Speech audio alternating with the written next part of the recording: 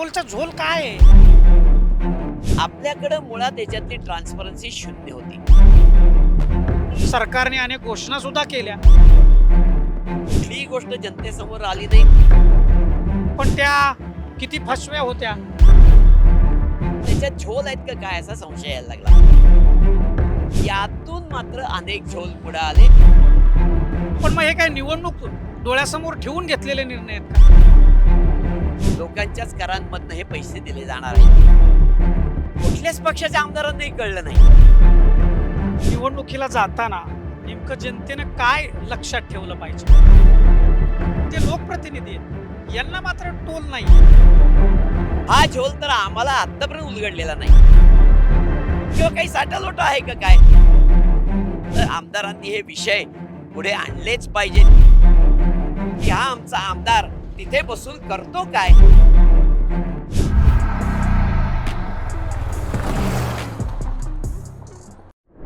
नमस्कार, मी Deepak Darade, for the people न्यूजमध्ये आपलं सर्वांचं स्वागत आहे.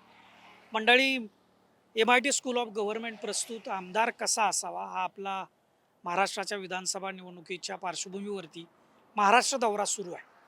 आणि या निवडणुकीच्या निमित्तानं आपण आपल्या समाजाचे जे काही वेगवेगळे प्रश्न आहेत, वेगवेगळ्या क्षेत्रातले प्रश्न, ते समजून घेण्याचा, त्याचे नेमक्या अडचणी काय आहेत त्या प्रश्नांमध्ये आणि त्याच्यावरती उपाय काय असू शकतो, असं सगळं समजून घेण्याचा आपण एक प्रयत्न करतोय. आणि आज आपण खेड शिवापूर टोल नाक्याच्या इथे आहे. आणि आपल्यासोबत विवेक वेलणकर आहेत, ज्यांनी महाराष्ट्रातल्या या टोलचा झोल सगळ्या नागरिकांच्या समोर, सरकारच्या समोर, प्रशासनाच्या समोर आणला होता. हे सगळं नेमकं टोलचा झोल काय आहे? इतकी वर्ष झालं ते या व्यवस्थेशी भांडतायत, नागरिकांच्या वतीनं बोलतायत, परंतु म्हणावं इतकं अजूनही यश आले नाही. पण हे नेमका झोल काय आहे हेच सगळं आपण त्यांच्याकडून समजून घेऊया. सर, आपलं मनापासून स्वागत आहे फॉर द पीपल न्यूजमध्ये. महाराष्ट्र निवडणूक होतीये आता विधानसभेची महाराष्ट्रामध्ये, आणि त्यानिमित्तानं आम्ही हा दौरा सुरू आहे. अनेक प्रश्न समजून घेण्याचा आणि नागरिकांना समजून सांगण्याचा प्रयत्न करतोय. तर याचं उद्दिष्ट हे आहे की आपण आमदार निवडणार आहे, आता आपला लोकप्रतिनिधी निवडणार. आणि लोकशाही व्यवस्थेमध्ये आमदार हा जो घटक आहे, लोकप्रतिनिधी जो आहे, तो अत्यंत महत्त्वाचा आहे. तो राज्याच्या विधानसभेमध्ये, विधिमंडळामध्ये अतिशय महत्त्वाची भूमिका बजावतो. धोरणं तिथंच ठरतात, त्याची अंमलबजावणी तिथूनच सुरू होते. आणि त्याचं जे प्रतिनिधित्व आहे, हा मतदारसंघसुद्धा मोठा आहे. आणि त्यामुळं त्या ठिकाणी योजनेच्या अंमलबजावणी कशा आहेत, लोकांना प्रश्न कुठले भेडसावत आहेत, आणि त्या अनुषंगानं तो काय नेमकी भूमिका बजावतो हे विचारण्याचा खरं तर हा एक निर्णायक क्षण आपण म्हणूयात. टोल हा विषय अत्यंत महत्त्वाचा आहे महाराष्ट्राच्या दृष्टिकोनातून. अनेक वेळा राजकारण या टोलच्या भोवती फिरताना आपल्याला दिसलं.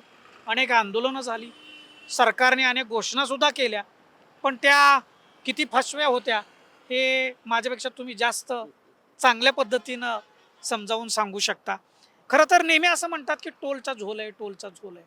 नेमका हा टोलचा झोल काय आहे आणि आमदार हा झोल मिटवण्यामध्ये कशी निर्णायक भूमिका बजावू शकतो, अशा अनुषंगाने एक आपण चर्चा करूया. पहिल्यांदा आपण हा झोल समजून घेऊया, नेमका काय. नाही, मुळात पहिल्यांदा त्याकरता टोलची संकल्पना कशी आली हे समजून घ्यायला पाहिजे. सरकार असं म्हणायला लागलं की आमच्याकडं सगळे रस्ते उत्तम करण्याकरता, 3-3, 4-4 लेनचे करण्याकरता काय पैसे नाहीत आणि ते आमच्या पद्धतीने व्हायचे तर शेकडो वर्ष जातील. त्यापेक्षा आपण खाजगी भागीदारीतून हे रस्ते करून घेऊ आणि त्या खाजगी भागीदारांनी जे पैसे घातलेले आहेत ते त्याला वसूल झाले पाहिजेत. त्याकरता आपण टोल लावू तिथं. परंतु लोकांना पण काय मिळेल, तर लोकांना त्या रस्त्यावरनं फास्ट जाता येईल, त्यामुळे त्यांचा वेळ वाचेल. दुसरं, जे सारखं खराब रस्त्यांवरनं जाऊन ट्रॅफिकमधनं जाऊन त्यांना सारखं ब्रेकिंग करावं लागतं, डिझेल किंवा इंधन जास्ती खर्च होतं, ते त्यांचं कमी खर्च होईल. जेणेकरून लोकांचा वेळ आणि पैसा दोन्ही वाचेल. मग त्यातला काही भाग त्यांनी टोलच्या रूपाने जर त्या टोल कॉन्ट्रॅक्टरला दिला तर हे विन विन सिच्युएशन असेल. कन्सेप्ट म्हणून अतिशय चांगला, जगभर वापरला जातो. पण आपल्याकडं काय झालं, आपल्याकडं मुळात याच्यातली ट्रान्सपरन्सी शून्य होती. मुळात हे कॉन्ट्रॅक्ट झालं कसं, त्याच्यामध्ये काय गृहीत धरलं गेलं, किती व्हेहिक्युलर ट्रॅफिक गृहीत धरला, तो खर्च करणार किती, त्याची वसुली होणार किती, मेंटेनन्ससाठी कॉस्ट किती गृहीत धरणार, त्याच्यानंतर ट्रॅफिक सतत वाढला तर टोल कमी होणार का जास्त होणार, अनेक गोष्टी. पण यातली कुठलीही गोष्ट जनतेसमोर आली नाही. टोल कॉन्ट्रॅक्ट जनतेला कधी बघायला मिळाली नाही. टोल वसुली कशी होते जनतेला कळलं नाही. त्यामुळे एक प्रकारे हा जिजियाकर वाटायला लागला आणि मग त्याच्यात झोल आहेत का काय असा संशय यायला लागला. मग या पार्श्वभूमीवर 2016 मध्ये आम्ही खूप मोठ्या प्रमाणावर माहिती अधिकारात प्रयत्न करून माहिती आयुक्तांकडे एक निर्णय आणला आणि त्याच्यामध्ये माहिती आयुक्तांनी असा निर्णय दिला की सर्व टोल कॉन्ट्रॅक्ट वेबसाईटवर आली पाहिजेत आणि त्याचबरोबर प्रत्येक महिन्याला प्रत्येक टोल नाक्यावर किती टोल जमा होतो हे पण लोकांना कळलं पाहिजे. यातून मात्र अनेक झोल पुढे आले आणि मग लक्षात यायला लागलं की ह्याच्यात खरं म्हणजे खूप प्रकारच्या त्रुटी आहेत, खूप प्रकारचे झोल आहेत जे जनतेला तोपर्यंत कधी समजलेच नव्हते. हे मला सांगा की आता ट्रान्सपरन्सी नाही असं तुम्ही म्हणताय या सगळ्या टोलच्या झोलमध्ये. महाराष्ट्रामध्ये तर अनेक ठिकाणी असे टोलचे झोल आहेत. हे आत्ता रिसेंटली अगदी ताजा निर्णय आहे राज्य सरकारचा. मुंबईमध्ये येताना जे काही 50 ठिकाणी टोल आकारले जात होते ते त्यांनी कॅन्सल केलेत. मग एकीकडे तुम्ही म्हणता ट्रान्सपरन्सी नाही, पण सरकार असा निर्णय घेताना दिसतं. पण मग हे काय निवडणूक डोळ्यासमोर ठेवून घेतलेले निर्णय आहेत का? नाही, हा मुंबईतला मुंबई एंट्री पॉईंटचा निर्णय हा 100% निवडणूक डोळ्यासमोर ठेवून घेतलेला आहे.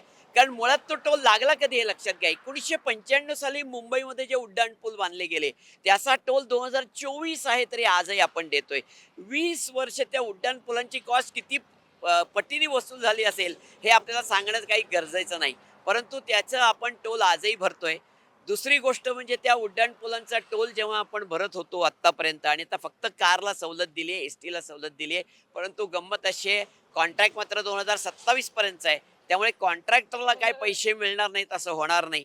कॉन्ट्रॅक्टरला पैसे मिळणारच आहेत. सरकार त्यांना नुकसान भरपाई देणार आहे त्याची. त्यामुळे ती जी काही टोलची संकल्पना याच्यामध्ये आलेली आहे ती लोकांना असं वाटते की आमचा वाचला, तसं होत नाही. लोकांच्याच करांमधनं हे पैसे दिले जाणार आहेत हे समजण्याची गरज आहे. मला सांगा, जनतेच्या दृष्टिकोनातून आता आमदार निवडणं हे अत्यंत महत्त्वाचं आहे. आणि आमदार निवडत असताना आपल्याला ह्या टोलच्या झोलमध्ये नेमक्या जनतेला जो त्रास होतो, जनतेला मुंबईला जायचं असतं, जनतेला जालन्याला जायचं असतं, जनतेला नागपूरला जायचं असतं, ह्या सगळ्या याच्यामध्ये नेमकी भूमिका निर्णायक जी आहे ते आमदार कशा पद्धतीनं अदा करू शकतो? नाही, याच्यात मुख्य आमदाराची जी भूमिका आहे ती त्याला हे मुळात त्यांनी टोल कॉन्ट्रॅक्ट वाचली पाहिजेत. टोलमध्ये नक्की काय अपेक्षित आहे गोळा होणं हे त्याला कळलं पाहिजे. त्यानंतर सगळ्यात महत्त्वाचं म्हणजे त्यांनी ह्या टोल वसुलीमध्ये काय चाललंय हे समजून घेतलं पाहिजे. आज गंमत अशी आहे की जेव्हा करोना आला त्या करोना पिरियडमध्ये टोल कॉन्ट्रॅक्टर्सना नुकसान भरपाई दिली गेली. हे आमदारांनाही, हे कुठल्याच पक्षाच्या आमदारांनाही कळलं नाही. त्यामुळे बेसिकली विषय असा आहे की सर्वच पक्षाच्या आमदारांनी हे समजून घेणं आवश्यक आहे की हे नक्की कसं होतं, काय होतं, जेणेकरून याच्यावर ते बोलू शकतील विधानसभेमध्ये की त्याच्यामधनं लोकांना कळेल. हे आमदाराची आज आमदाराकडनं ही अपेक्षा आहे. आता निवडणुकीला जाताना नेमकं जनतेनं काय लक्षात ठेवलं पाहिजे? बेसिकली जनतेने लोकांना म्हणजे आपल्या येणाऱ्या सर्वच पक्षांना विचारलं पाहिजे की या संदर्भात तुमची भूमिका काय आहे, तुम्ही काय करणार आहात, याच्यात ट्रान्सपरन्सी येण्यासाठी तुम्ही काय करणार आहात, टोल किती काळ चालू राहील, टोल बंद होईल का नाही, आणि मग ते रस्ते जर खराब असतील तर त्याच्यावरचा टोल तरीही गोळा केला जाईल का, असे जे महत्वाचे प्रश्न आहेत ते जनतेने या सर्व पक्षाच्या येणाऱ्या उमेदवारांना विचारले पाहिजेत. तरच हा टोलचा झोल संपू शकतो. निदान पण एकूण लोकांना ट्रान्सपरन्सीचं तुम्ही जे बोलला ती कशी येऊ शकते, म्हणजे त्याला काही आपल्याला उपाय आहेत का तसं? नाही, हे जेव्हा आमदार विधानसभेत प्रश्न मांडतील तेव्हा विधानसभेमध्ये याच्यावर चर्चा होईल, त्यातनं लोकांना हे सगळं समजायला लागेल. ही ट्रान्सपरन्सी आहे, हे त्यातलं महत्वाचं आहे. हे मग जनतेला टोल आहे, पण याच्यामध्ये आमदार असतील, खासदार म्हणजे लोकप्रतिनिधी आहेत, यांना मात्र टोल नाहीये. याच्याकडे तुम्ही कसं बघता? नाही, मुळात हे चुकीचंच आहे. कारण टोल जर असेल तर तो सगळ्यांना असायला पाहिजे. आज आमदार असोत, खासदार असोत, नाहीतर अधिकारी असोत, यांना टोल का नसावा? कारण तेही प्रवास करतायत, त्यांनाही त्या रस्त्यावरनं जायची सुविधा मिळते, मग त्यांनी पण टोल भरला पाहिजे. फार तर सरकारने त्यांना रिएम्बर्समेंट करावं. आज काय होतंय, आमदाराची एक गाडी आणि त्याच्या मागनं 4 गाड्या कार्यकर्त्यांच्या तशाच निघून जात आहेत आणि मग आमदारांना फार इंटरेस्ट या टोलमध्ये नसण्याचं हे एक कारण असतं की आपल्याला टोल नाही भरायला लागत, आपल्याला काय फरक पडतोय. म्हणजे त्याच्यामध्ये जनतेला जी झळ बसते टोल भरण्यामध्ये, ती आमदारांना किंवा इतर लोकप्रतिनिधींना ती बसत नाही. बसत नसल्यामुळे त्याचा सिरियसनेस किंवा त्याचा जो एक प्रकारचा राग हा त्यांच्यामध्ये नसतो, त्याचं हे खरं कारण आहे. दुसरा एक विषय मला तुम्हाला विचारायचा होता, की बऱ्याचदा टोल टोल जे आहेत, यांचे जे मंथली रिपोर्ट येतात, त्याच्यामध्ये खूप साऱ्या गाड्या ज्या आहेत, हे एक्झम्पशन किंवा व्हायोलेशन या रिपोर्टमध्ये दाखवतात आणि त्याची संख्या जी आहे, ही महिन्याभरात लाखांची असते. तर हे कसं काय म्हणजे? नाही, हा झोल तर आम्हाला आतापर्यंत उलगडलेला नाही. म्हणजे आधी साधा एक्सप्रेस वे घ्या. मी आता सप्टेंबर 2024ची आकडेवारी बघत होतो. त्या सप्टेंबर 2024 मध्ये एकट्या खालापूर नाक्यावरनं जवळपास 1.25 लाख वाहनं एक्झम्प्ट आणि व्हायोलेशन या कॅटेगरीमध्ये दाखवली आहेत. म्हणजे टोल न देता गेलेली. एक्झम म्हणजे आमदार, खासदार किंवा काय अधिकारी वगैरे वगैरे, पोलीस, फायर ब्रिगेड, ॲम्ब्युलन्स किती जातील? महिन्याकाठी एक 10-15-20 हजार. उरलेले हे व्हायोलेटर्स कोण आहेत? ते कसे टोल चुकवून जातात? का हे टोल चुकवून जातात असं दाखवून ती टोल कंपनी काय करते? हे सगळे झोल खरं म्हणजे संपले पाहिजेत. सरकारकडे आम्ही गेली 6 वर्ष ही मागणी करतोय. व्हायोलेटर कॅटेगरी पहिली बंद करा. त्याला विचारा व्हायोलेशन होतं कसं? सरकार एक शब्द बोलत नाही. हा म्हणजे मुळात म्हणजे तुम्ही जे व्हायोलेशन कॅटेगरी बोलताय, आपण कुठल्याही टोल नाक्यावर ज्यावेळेस जातो, त्यावेळेस तिथं व्हायोलेशन करायला म्हणजे तुम्ही ते पासच करू शकत नाही. तर ते व्हायोलेशन कसं होऊ शकतं? कारण त्यांची माणसं असतात, त्यांच्या गाड्या असतात, बरं ते दांडकमध्येच आडवं येतं. हे सगळं क्रॉस करून जाणं म्हणजे अवघड काम आहे. नाही, आणि त्याच्यात गंमत आहे. कार्स असतात, टेम्पो असतात, ट्रक असतात, मल्टी ॲक्सेल ट्रक असतात, बस असतात. ही वाहनं कशी जाऊ शकतील टोल न देता? पण हा प्रश्न जो तुम्हाला आम्हाला सर्वसामान्य माणसाला पडतो, तो प्रश्न दुर्दैवाने सरकारला पडत नाही. तो प्रश्न आमच्या आमदारांना पडत नाही. हा विषय विधानसभेत कधीच आला नाही, आम्ही 10 वेळा उठवून सुद्धा. म्हणजे याचा अर्थ या सगळ्यांना एक तर इंटरेस्ट नाही किंवा काही साठालोटा आहे का काय, असा त्यातनं संशय उभा राहतो. बऱ्याचदा आपण असं बघतो की आमदारांचा जो रोल आहे हा सभागृहामध्ये फार महत्त्वाचा आहे. म्हणजे खरं तर त्याला बोलता येत नाही एका बाजूने, हे खरं आहे, कारण व्हीप निघतो. परंतु ज्यावेळेस मुद्द्यांवरती चर्चा होते सभागृहामध्ये, काही लक्षवेधी असतात, काही तारांकित प्रश्न असतात, काही बिल्स असतात, तर त्यावेळी मात्र आमदार हे मुद्दे मांडू शकतात जनतेच्या वतीनं. त्या ठिकाणी ते प्रतिनिधित्व करत असतात. तसा टोलचा विषय आल्यानंतर हा विषय खरं तर मांडला पाहिजे. परंतु हे होताना बिलकुल कधीच दिसत नाही. तुम्ही कसं बघता याकडे? नाही, याचं कारण असं आहे, की एक तर मला वाटतं फार त्यातलं कोणी माहिती करून घेण्यासाठी प्रयत्नही करत नसावं किंवा त्यांना इंटरेस्टही नसावा, किंवा कदाचित वरनं सांगत असतील, की या विषयात तोंड उघडायचं नाही. आणि कदाचित सर्वच पार्ट्या असं म्हणतात की काय, असं संशय घेण्या इतकी परिस्थिती आहे. कारण टोल या विषयावर फार क्वचित चर्चा होते आणि ती पण पटकन गुंडाळली जाते आणि त्याच्यातनं कधी काही निष्पन्न झालेलं दिसलं नाही. दुसरं, जे काही टोल बंद झाले असं सांगितलं जातं, त्याच्यात सुद्धा जर खोलात जाऊन बघितलं तर असं दिसतं की टोलचं कॉन्ट्रॅक्ट असं अचानक कॅन्सल करता येत नाही. मग सरकार काय करतंय, त्यांना कॉम्पेन्सेशन देतंय की बाबा तुमचा टोल जिथपर्यंत चालू होणार होता तिथपर्यंत आम्ही तुम्हाला उचलून पैसे देतो, पण तुम्ही आत्ता टोल घेऊ नका. म्हणजे काय झालं, एका बाजूनी जनतेला रोज देणारा टोल थांबला, दुसऱ्या बाजूनी जनतेच्या करांमधनं जो पैसा गोळा होतो तो त्या कॉन्ट्रॅक्टरला वाटला गेला. म्हणजे शेवटी तो पैसा असा नाही तसा त्या कॉन्ट्रॅक्टरच्या खिशात गेलाच आणि जनतेला त्याची झळ पोचलीच. असं म्हटल्यानंतर आमदारांनी हे विषय पुढे आणलेच पाहिजेत की कॉम्पेन्सेशन किती दिवस देणार, कसं देणार, काय हिशोबाने देणार. मला असं वाटत नाही की आमदारांना सुद्धा हे माहिती आहे. जसं मी म्हणलो, करोना काळात सुद्धा जे टोलनाके बंद राहिले किंवा त्यांचा धंदा कमी झाला, त्या काळातलं कॉम्पेन्सेशन सरकारने दिलंय आणि ते कॉम्पेन्सेशन द्यायला पैसे नव्हते. म्हणून मुंबई एंट्री पॉईंटचं कंत्राट 196 दिवसांनी आणि मुंबई पुणे एक्सप्रेसवेचं कंत्राट 90 दिवसांनी वाढवून दिलं गेलं. म्हणजे याचा अर्थ इतकं जर टोल कॉन्ट्रॅक्टरचं लांगुल चालन सरकार यंत्रणा करत असेल आणि सर्व पक्ष मूकपणे बघत असतील, तर मग जनतेने बघायचं कोणाकडं? आणि मग प्रश्न उभा राहतो की हा आमचा आमदार तिथे बसून करतो काय, आणि त्यांनी ह्याविषयी निदान माहिती करून घेतला का, आणि त्याला माहिती झाला असेल तर त्यांनी ह्याच्यावर चर्चा घडवून का आणली नाही आणि तोंड का उघडलं नाही? हे प्रश्न या निवडणुकीत कधीतरी या सर्वच पक्षाच्या लोकांना जोपर्यंत जनता विचारत नाही तोपर्यंत हे टोलचं भूत कधीच मानेवरनं उतरणार नाही, हे आपल्याला लक्षात घेतलं पाहिजे. बऱ्याचदा आमदारांचं प्रशिक्षण होण्याची चर्चा खूप होत असते. कारण हे जसं आत्ता आपण टोलचा विषय चर्चेला आणला, शिक्षणाचा विषय, कृषीचा विषय, रोजगाराचा विषय, आरोग्याचा विषय, अनेक क्षेत्र आहेत की जिथं हा आमदार अगदी निगडीत असतो आणि त्यांना हे विषय माहिती व्हायला पाहिजे, त्यांचं प्रशिक्षण व्हायला पाहिजे. याच उद्देशानं MIT WPUचे कार्याध्यक्ष राहुल कराड यांनी गेल्या वर्षी राष्ट्रीय आमदार परिषद आयोजित केली. ती भारतातील पहिली ऐतिहासिक परिषद होती जी नॉन गव्हर्नमेंटल ऑर्गनायझेशनने आयोजित केली. 2000 आमदार देशभरातून आले आणि त्यांना तज्ज्ञांच्या वतीनं याच संदर्भातलं मार्गदर्शन देण्यात आलं.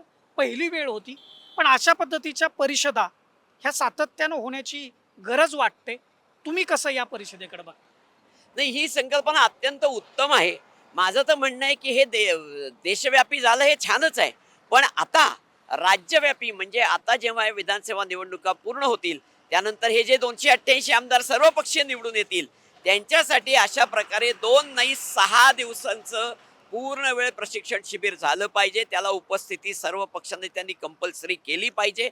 महाराष्ट्राला भेडसावणारे प्रश्न, वेगवेगळे विषय हे वेगवेगळ्या तज्ज्ञांच्या माध्यमातून, आकडेवारीच्या माध्यमातून त्यांच्यासमोर आले पाहिजेत, जेणेकरून त्याच्यापुढे विधानसभेत होणाऱ्या चर्चा, त्याच्यापुढे विधानसभेत पास केले जाणारे कायदे हे सगळे जास्त चांगले असतील, जास्त सकस असतील आणि ते जनतेशी फ्रेंडली असतील. म्हणून ही संकल्पना या पुढच्या काळात राज्यस्तरीयला मोठ्या प्रमाणात राबवली गेली पाहिजे, अशी आमची नम्र विनंती आहे. टोल संदर्भात अजून 2-3 महत्त्वाच्या गोष्टी ज्या खरं म्हणजे लोकांना कळत नाहीत, त्या आमदारांनी विधानसभेत आणल्याच पाहिजेत. एक म्हणजे ट्रॅफिक रस्त्यावरचा सातत्याने वाढतो, वाहनं सातत्याने वाढतात. अशा परिस्थितीमध्ये टोल कमी होणं अपेक्षित असताना टोलचे रेट वाढत कसे जातात आणि मग त्या परिस्थितीमध्ये टोल कमी होण्यासाठी आमदार काय भूमिका करणार, हा एक महत्त्वाचा मुद्दा. दुसरा म्हणजे रस्ते खराब असतील तर तिथला टोल थांबवला जाईल असं अनेक वेळा सांगितलं गेलं, पण तसंही घडताना दिसत नाही. त्याकरता आमदार काय करणार हेही लक्षात घेणं अपेक्षित आहे. आणि तिसरा महत्त्वाचा मुद्दा म्हणजे ह्या सर्वच टोल रस्त्यांवर ज्या मोठ्या प्रमाणावर आज ट्रॅफिक जॅम्स होत आहेत, विशेषतः टोल नाक्यांवर ट्रॅफिक जॅम्स होत आहेत, त्यावेळेला जिथे ट्रॅफिक जाम होतील ते टोल नाक्यांवरनं वाहनं मोफत सोडली जातील असं जे सांगितलं गेलं होतं, त्याचं पुढं काय झालं तेही सांगितलं जात नाही. त्या पिवळी पट्टी मारली जाईल, त्याच्यानंतरची वाहनं सोडली जातील असं सांगितलं गेलं, त्याचं पुढं काय झालं, असे अनेक टोल विषयक प्रश्न आमदारांनी कधीतरी विधानसभेत उपस्थित करून त्याच्यावर सरकारला उत्तर द्यायला भाग पाडणं आणि आपल्या पॉलिसीमध्ये बदल करायला लावणं हे अपेक्षित आहे. आपण वेळ दिलात वेलणकर साहेब या सगळ्या महत्त्वाच्या मुद्द्यावरती बोलण्यासाठी आणि अतिशय तळमळीनं तुम्ही काम करताय. लोकांच्या वतीनं माहिती अधिकारामध्ये हे सगळे प्रश्न मांडून त्याची माहिती लोकांपर्यंत आणण्याचं काम आणि सरकारला जाब विचारण्याचं कामही करताय. तुम्ही वेळ दिलात त्याबद्दल धन्यवाद. आमचा हा महाराष्ट्र दौरा जो आहे तो असाच महाराष्ट्रामध्ये पुढं जाणार आहे आणि वेगवेगळ्या मुद्द्यांवरती आम्ही ही चर्चा घडवून आणणार आहे, लोकांमध्ये जाणार आहे. WPUचं जे MIT स्कूल ऑफ गव्हर्नमेंट आहे त्याच्या वतीनं हा महाराष्ट्र दौरा आम्ही करत आहोत आणि आमदार कसा असावा या संदर्भामध्ये लोकांची मतं आणि मान्यवरांची मतं ही तुमच्यापर्यंत आणण्याचा, सजगपणे त्याच्यामध्ये चर्चा घडवून आणण्याचा आमचा हा एक अल्पसा प्रयत्न आहे. परंतु हा प्रयत्न जरी अल्पसा असला तरी त्याचा उद्देश हा चांगला आपला लोकप्रतिनिधी सभागृहामध्ये जावा हा आहे.